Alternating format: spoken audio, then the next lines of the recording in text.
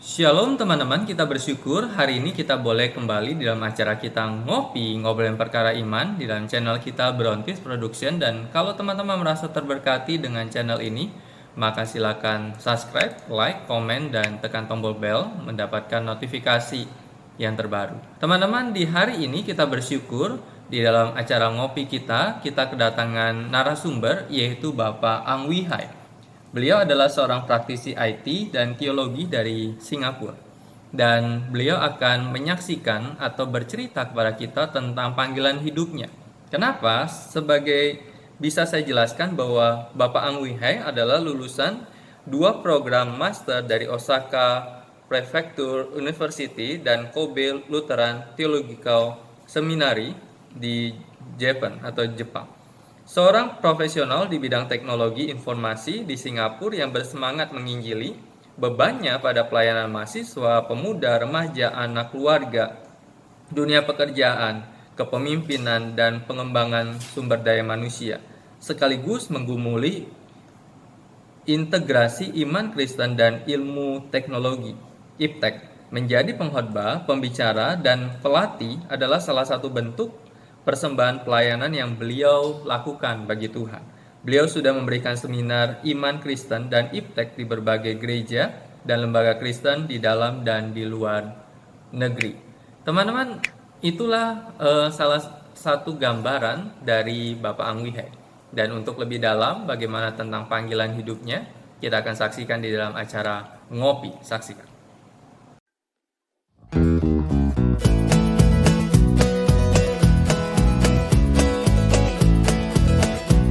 Terima kasih Koang untuk waktunya di tengah-tengah kesibukan Koang Wihai untuk bisa sharing di acara Ngopi nih, ngobrolin perkara iman.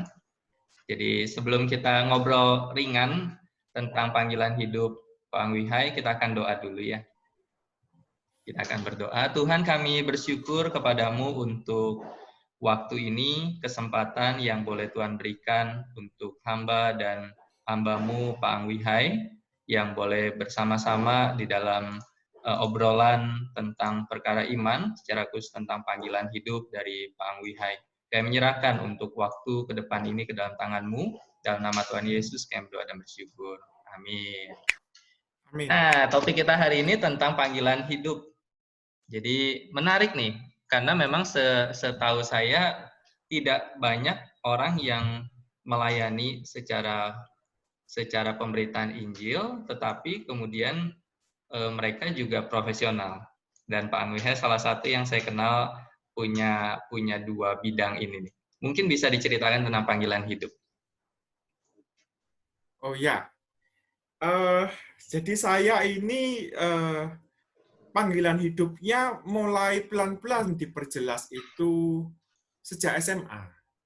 SMA itu Tuhan memanggil saya untuk melayani Dia, tapi masih belum jelas ke arah mana gitu. Ke arah mana waktu itu saya ikut persekutuan doa, lalu ada satu panggilan dalam hati yang terus berkumandang untuk melayani Tuhan, tapi masih belum jelas, masih belum jelas. Ya, terus barulah sampai mahasiswa lama-lama diperjelas.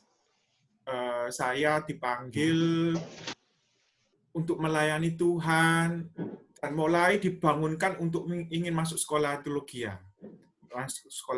Tapi waktu itu saya sudah kuliah S1, belum selesai, masih perjalanan kuliah gitu. Nah, setelah lulus S1, saya masih ingin melanjutkan S2 dan akhirnya saya melanjutkan ke Jepang. Saya melanjutkan di bidang komputer di Osaka Prefecture University, Japan. Nah, saat dalam perjalanan kuliah S2 di bidang komputer itu semakin kuat untuk ingin sekolah teologi gitu ya. Dan akhirnya lama-lama saya berdoa minta saran kanan kiri teman-teman pembina gitu ya. akhirnya mulai jelas bahwa memang saya ingin sekolah teologi ya, tetapi tidak untuk menjadi seorang full-timer yang melayani di gereja, menjadi gembala gitu, atau melayani di lembaga-lembaga misi, lembaga-lembaga Kristen gitu ya. Tidak. Nah, lama-lama saya mengerti bahwa panggilan itu ternyata mirip seperti panggilannya Paulus. Paulus yang membuat tenda, dan Paulus yang bekerja profesional membuat tenda, dan Paulus yang memberitakan Injil di mana-mana, dan Paulus yang mempunyai background pengetahuan teologi karena dia belajar untuk memperlengkapi dia menjadi seorang penginjil. Nah, disitulah mulai jelas. Akhirnya saya bertekad untuk masuk sekolah teologi karena panggilan itu jelas. Jadi setelah saya lulus sekolah teologi, jelas bahwa saya tidak akan belum terpanggil untuk masuk ke lembaga Kristen atau gereja, tetapi terpanggil untuk menginjili sebagai seorang layman. Nah, akhirnya saya jalani sekolah teologi itu dan sampai double.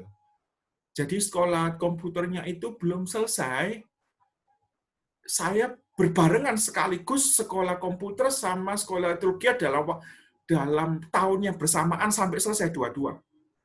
Sampai selesai dua-dua. Nah, kira-kira gitu, persiapannya kira-kira begitu. Ketika kan ini kuliah yang sama, terus tetapi dengan ilmu yang beda nih belajarnya. Satu komputer, satu teologi nih. Seberapa pusing nih waktu itu, Kang? Ya pusing. Pusing karena saya harus belajar kan komputer bahasa matematika, banyak bahasa program, bahasa teknik. Sedangkan kalau sekolah teologi itu kan ada bahasa Yunani, ada bahasa Ibrani, ada sastra gitu ya. Ada perjanjian lama, perjanjian baru, kan itu harus memahami latar belakang semuanya. Jadi memang dua bidang ilmu ini benar-benar berbeda, dan memang terasa sangat berat waktu itu karena saya pagi-pagi mesti sekolah komputer, kuliah komputer, selesai langsung cepet-cepet ke Kobe, karena sekolah komputer saya itu ada di Osaka, beda kota dengan Kobe, jaraknya kira-kira 2 jam.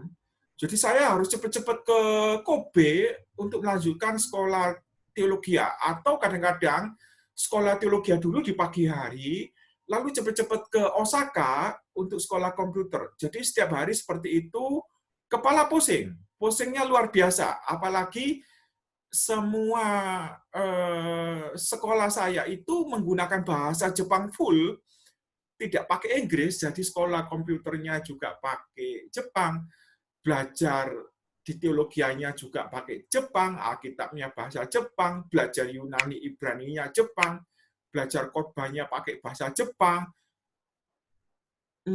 Kepala pusing. Tapi saya tahu saya harus jalani semua itu, gitu, harus jalani semua itu.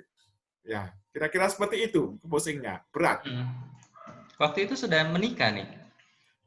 Belum. Nah, Belum. untungnya waktu itu belum nikah. Jadi saya masih single, tidak ada beban apa-apa gitu ya.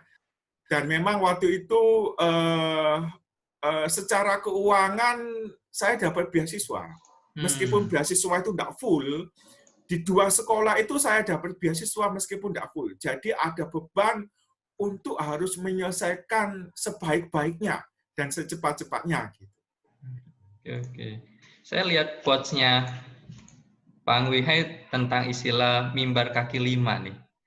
Oh ya.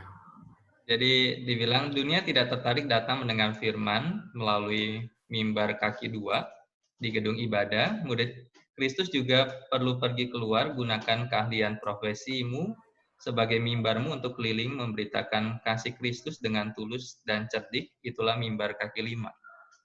Nah, tapi saya waktu lihat quotes ini, terus saya memikirkan mimbar kaki 5 menurut pemahamannya Ko Angwihai ini seperti apa ini? Ya, dulu saya ini orang Surabaya. Jadi ketika di Surabaya saya selalu lihat para pedagang kaki 5 di situ. pedagang kaki lima. Nah, saya pikir-pikir pedagang kaki lima yang pergi kemana-mana menawarkan makanannya, jajanannya gitu ya. Nah, akhirnya terpikir bahwa seharusnya ada mimbar kaki lima, tetapi tidak untuk jualan makanan, tetapi untuk memberitakan berita keselamatan, berita Injil kepada semua orang. Nah, memang orang dunia itu tidak menyukai dia datang ke gereja, ke gedung ibadah. Dia tidak suka. Tidak suka, oleh sebab itu, sebagai murid Kristus, itu mesti pergi keluar gereja. Pergi keluar untuk memberitakan kasih Kristus, berita keselamatan. Nah, banyak orang yang punya pemahaman bahwa memberitakan firman itu harus di mimbar gedung gereja. Nah, ini menurut saya pemahamannya sempit. Ya, kalau dia tidak ada mimbarnya, dia pikir dia tidak bisa memberitakan firman. Nah, oleh sebab itu saya mengeluarkan mimbar kaki lima. Jadi bukan pengertian mimbar di gereja lima itu, tetapi meja kerja kita, toko tempat jualan kita itu bisa jadikan mimbar. Bahkan profesi kita itu bisa jadikan mimbar. Makanya ketika saya menjadi seorang konsultan di bidang teknologi informasi, profesi inilah yang memungkinkan saya untuk pergi ke proyek ini, proyek itu, proyek ini, proyek itu, dan mempunyai kesempatan di banyak tempat karena posisi saya itu. Lalu posisi saya ini saya jadikan mimbar karena kesempatan ketemu dengan banyak orang ini, sehingga kesempatan untuk memberitakan Injil. Nah, posisi inilah yang menjadi mimbar kaki lima. Kalau saya tidak punya posisi ini di marketplace, tidak mungkin saya bisa leluasa bergerak ke sana-sini. Kalau saya menjadi seorang full-time di gereja, mungkin saya akan terbatas geraknya. Tetapi menjadi seorang yang profesional di bidang teknologi informasi, memungkinkan saya ketemu dengan banyak orang, lalu punya kesempatan untuk memberitakan Injil di situ.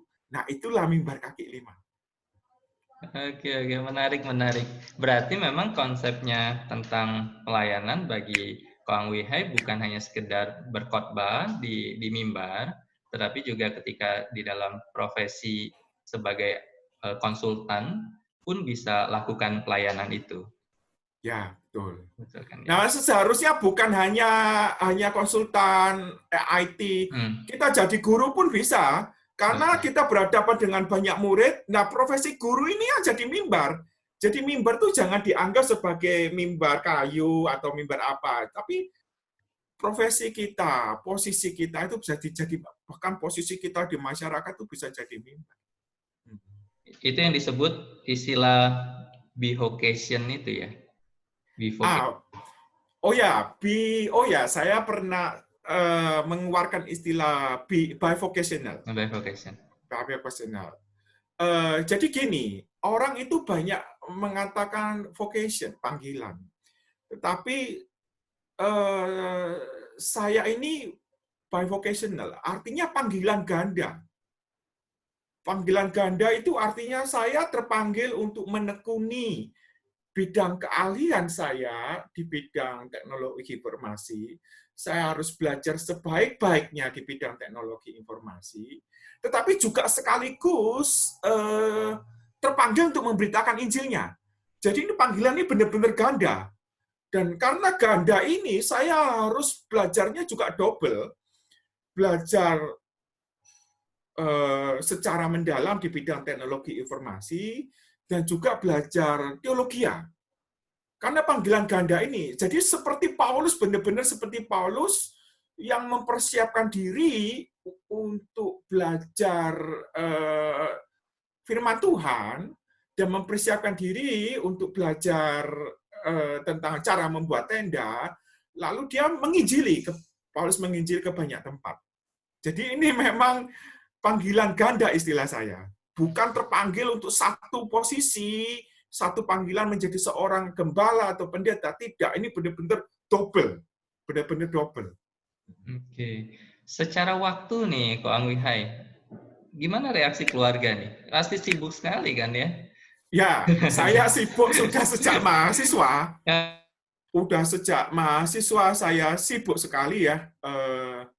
Jadi saya mahasiswa itu ditempa di dalam berbagai banyak kegiatan pemuda Kristen, mahasiswa Kristen. Dalam 1 tahun saya punya sampai 7 jabatan. Entah itu menjadi bendahara gerakan mahasiswa Kristen Indonesia, sekretaris klasis Komisi Pemuda GKI di Surabaya, di Jawa Timur kalau tidak salah, dan menjadi staf di Perkantas Jawa Timur, menjadi bendahara di Forum Komunikasi Kristen Indonesia, menjadi sekretaris di unit kegiatan mahasiswa Kristen di kampus, apalagi ya, lupa. Jadi saya sejak mahasiswa itu memang sangat sibuk, lalu saya dengan kesibukan itu saya benar-benar dibentuk secara karakter, secara organisasi, secara network, ketemu dengan banyak tokoh-tokoh nasional seperti Profesor Dr. Sahid Tapi, Profesor Dr. Paul Tahalili, dan sebagainya. Dan waktu mahasiswa itu saya membiayai kuliah saya sendiri.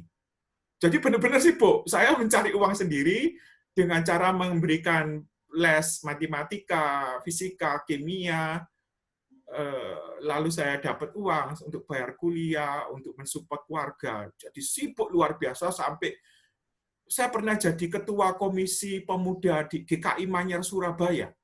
Jadi dalam 1 tahun, 2 tahun, 3 tahun itu sibuk luar biasa, benar-benar digembleng. Setelah lulus kuliah S1, saya kelanjutkan di Jepang. Ya tidak terasa. Jadi pengangguran yang tanpa organisasi di Jepang karena baru datang, tapi waktu itu benar-benar sibuk kuliah, double. Ya waktu itu benar-benar double, tapi waktu itu tidak ada keluarga. Sampai lulus saya ke Singapura. Nah, sampai di rumah Singapura sudah punya keluarga dan anak-anak. Pelayanan saya memang semakin lama semakin banyak tawaran di sana sini, semakin sibuk luar biasa. Saya bagi waktu sama anak-anak supaya anak-anak juga bisa menyesuaikan waktu saya dan waktu saya juga bisa saling menyesuaikan dengan saya dengan keluarga. Tetapi setiap hari kami mempunyai persekutuan keluarga, pasti ada. Pasti ada. Sibuk luar biasa. Nah. Iya, pasti sibuk sih itu. Makanya saya pemikiran itu, Kang, sibuk, terus keluarga gimana respon dan reaksi. Misalkan Ya, pelayanan. karena gini, saya ini kerja hari biasa. Hari biasa mesti mempersiapkan kerjaan, mengerjakan ini, mikir itu, mikir ini.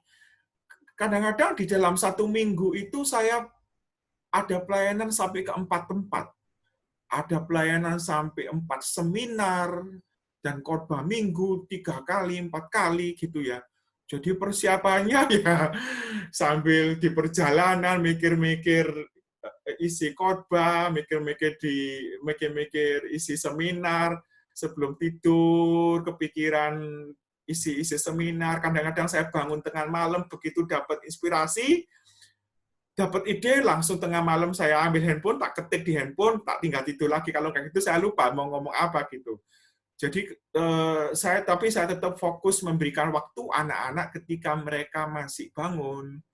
Kalau mereka sudah tidur, baru saya mempersiapkan pelayanan. Tapi selama kerja nggak bisa persiapan untuk pelayanan.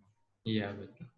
Nah, untuk teman-teman kita yang profesional, terus mereka rindu untuk seperti Pak Ang Wihai ini yang satu sisi mereka profesional, sisi lain mereka rindu untuk juga menjawab panggilan hidup mereka di dalam melayani. Mungkin gimana sarannya Ko Ang Wihai tentang teman-teman yang bergumul? Jadi gini, posisi layman ini memang menurut saya strategis. Jadi panggilan seperti Paulus, bivocational, panggilan ganda, yaitu panggilan memberitakan firman-Nya dan panggilan menekuni bidangnya. itu strategisnya begini.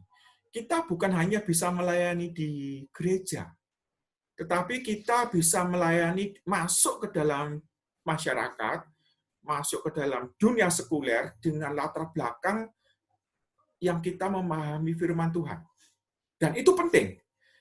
Karena saya berlatar belakang seorang IT, seorang yang memahami di bidang teknologi informasi, itu memungkinkan saya untuk mengerti kira-kira apa yang terjadi di masa akan datang dengan penemuan-penemuan teknologi yang sekarang.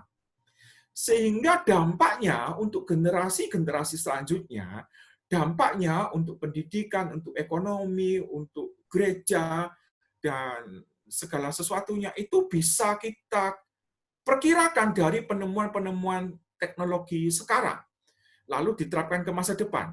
Nah, di situ saya akhirnya yang mempunyai background belajar firman Tuhan, belajar teologi ya, punya kepekaan di situ untuk melihat masalah. Kalau hanya orang sekedar orang IT yang tidak punya kepekaan rohani, dia cuma ngerti, oh ada canggih, sesuatu yang hebat penemuan di bidang teknologi. Tapi dia belum punya kepekaan dampaknya ke depan itu apa kira-kira. Nah, disinilah ada satu kepekaan, ada satu pergumulan, lalu saya teropong itu. Kira-kira apa yang terjadi dampaknya untuk generasi milenial, generasi alfa, dan macam-macam, dan seterusnya untuk keluarga digital, dan macam-macam. Disitulah saya menemukan, oh ada masalah ini. Dan masalah ke depan akhirnya ketangkep duluan. Nah, di situ saya berusaha untuk berdoa sama Tuhan, lalu meminta jawaban dari Tuhan, kira-kira Tuhan punya mengatakan apa kepada saya untuk menghadapi masalah ini. Makanya prinsip-prinsip Alkitab lalu dikeluarkan semua. Supaya jemaat mempunyai wawasan bagaimana kita menjadi orang Kristen yang hidup di masa kini dan masa depan di dalam dunia digital yang terus berubah-ubah. Nah, itu kira-kira begitu. Nah, saran saya kepada rekan-rekan yang terpanggil untuk melayani di bidang sekuler, ya maksudnya bukan di bidang luar gereja, itu saran saya tetaplah belajar firman Tuhan. Tidak harus sekolah teologi ya. Tetapi kalau punya kesempatan sekolah teologi ya bagus. Karena otak ini akan kebentuk dengan kurikulum-kurikulum di sekolah teologi. Nah, kalau punya kesempatan bagus. Nah, ketika kita punya background dengan sekolah teologi, langsung kita itu punya keilmuan untuk meresponi apa yang terjadi di bidang kita.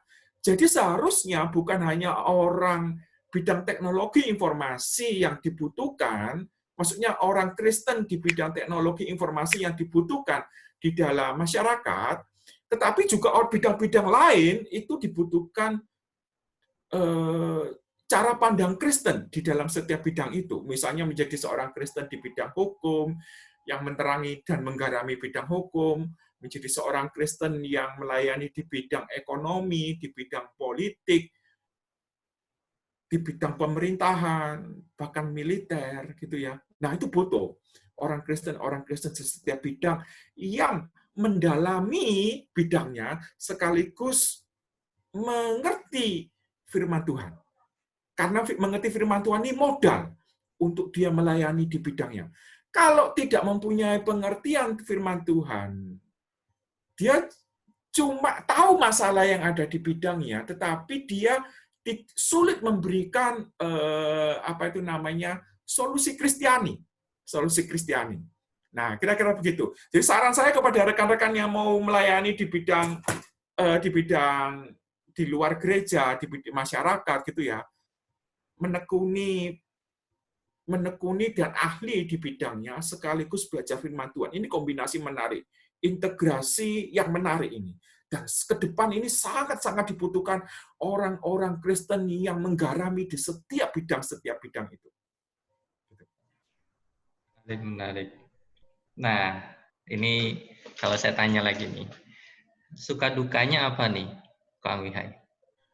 Ya, suka dukanya pertama memang capek.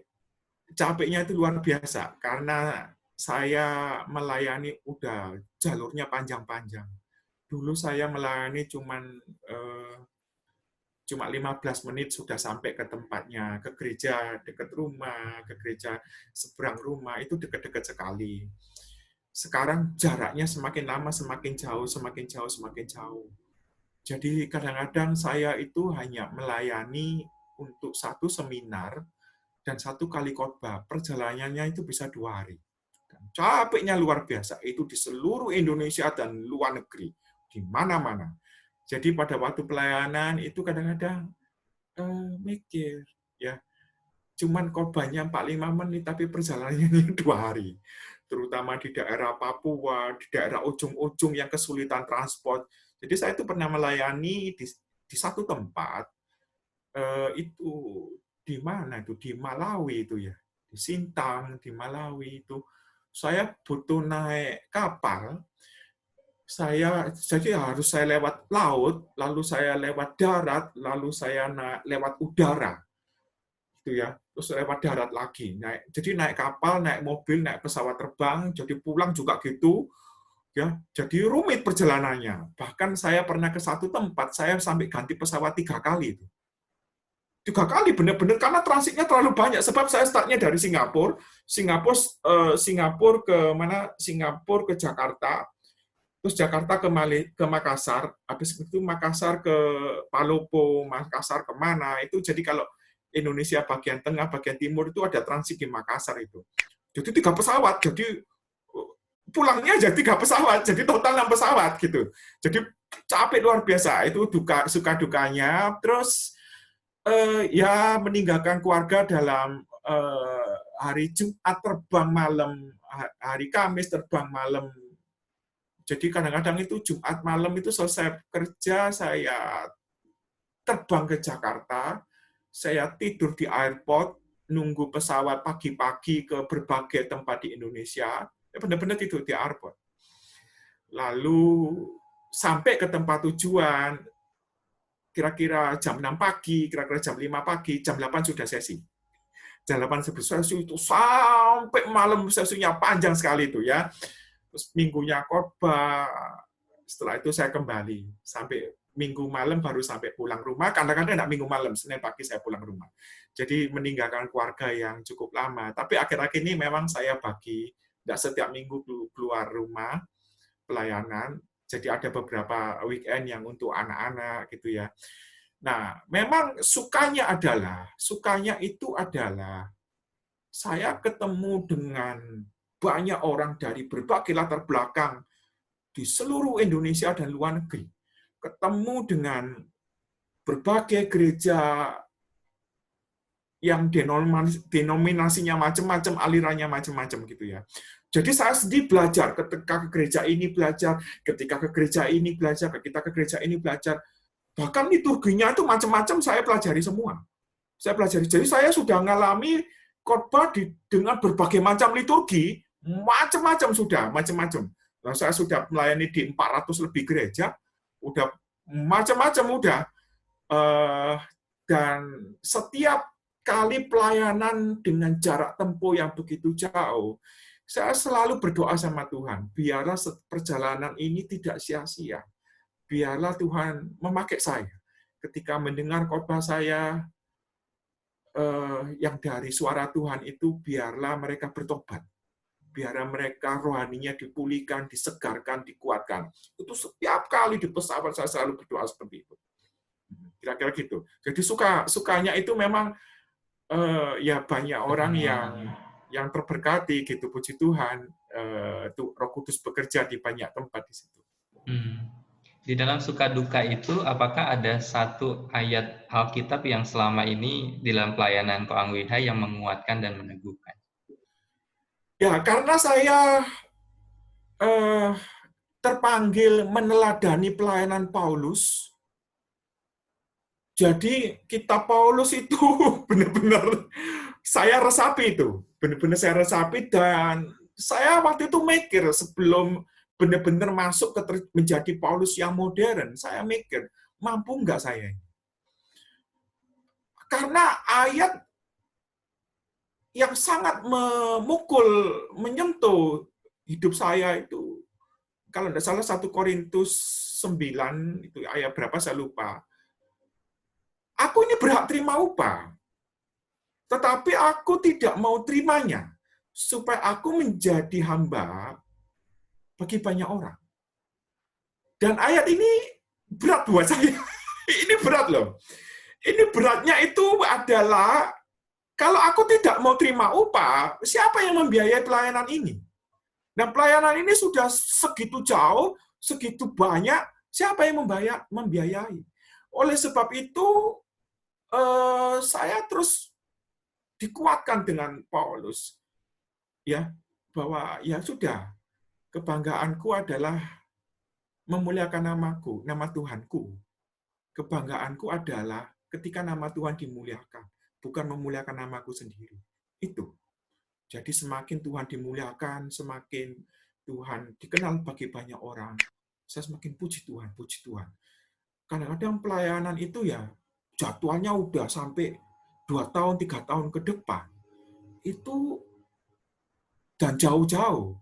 Saya nggak pernah mikir loh itu duitnya dari mana. Saya harus duitnya dari mana, saya nggak tahu.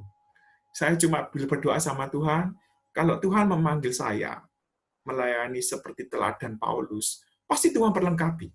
Di dalam setiap krisis ekonomi apapun yang terjadi, Tuhan pasti perlengkapi. Jadi saya terbang kemana-mana sambil mengingat perkataan Paulus, aku berhak terima upah, tapi aku tidak mau terimanya. Artinya kamu tidak memberi aku reward pun, kamu tidak memberi aku terima ucapan terima kasih pun, nggak apa-apa. Karena aku adalah benar-benar hamba, benar-benar hamba. Kalau ada yang ngasih, biasanya saya terima, entah tak kasih ke tempat lain atau tak kembalikan ke dia. Bahkan di banyak tempat saya malah memberikan banyak persembahan ke tempat-tempat itu. Jadi saya datang memberikan persembahan, nanti ada yang minta, kan kadang-kadang pergi ke ujung-ujung itu kan mereka nggak punya proyektor, nggak punya komputer, nggak punya ini, nggak punya ini. Saya bawa proyektor. Setelah bawa proyektor, bawa pointer, dan macam-macam, ada yang minta, Pak, proyektornya ditinggal. Gitu. Ya, banyak yang sudah tak tinggal komputer, tinggal proyektor, macam-macam. Karena memang banyak barang-barang komputer, saya orang IT ya, jadi barang-barang itu yang lama-lama kadang-kadang diminta mereka, ya sudahlah diambil aja. Gitu. Jadi di Paulus ini sangat menyentuh hidup saya. Kira-kira begitu. Berarti apa yang Ko Angwihe lakukan juga satu sisi pelayanan, satu sisi pengorbanan yang begitu besar ya. Waktu, pengorbanan materi. waktu, pengorbanan dana, Betul. ya pengorbanan pikiran, wah ya semua. Dan pulang itu tinggal capek saya. Tinggal capek, kadang-kadang Seninnya saya harus kerja pagi-pagi. Saya mendarat di Singapura itu pulangnya Senin jam 1 pagi, jam 2 pagi. Senin itu pagi, lalu Senin jam 9 saya mesti kerja. Ya, mesti kerja. Jadi memang capek luar biasa. Capek luar biasa. Gitu. Pengorbanannya banyak. Iya. Tapi sukacita, capek sukacita. Wah, menarik. Capek tapi sukacita. Karena memang itulah panggilan hidup dari Ko Angwihe ya. Bukan. Saya banyak hal yang saya bisa dapatkan dari obrolan hari ini, dan biarlah bagi teman-teman yang mungkin bergumul untuk di dalam panggilan hidup antara profesi terus melayani yang ingin digabungkan, dan saya pikir apa yang disaksikan oleh Ko Angwihe hari ini bisa menguatkan mereka. Dan salah satu tadi yang diteladani adalah Rasul Paulus di dalam pelayanannya. Terima kasih banyak, Ko Angwihe. Tuhan berkati, dan kita akan tutup ngopi kita akan doa. Boleh minta Ko Angwihe untuk berdoa. Bapa di surga, kami bersyukur untuk semua yang terjadi di dalam hidup kami.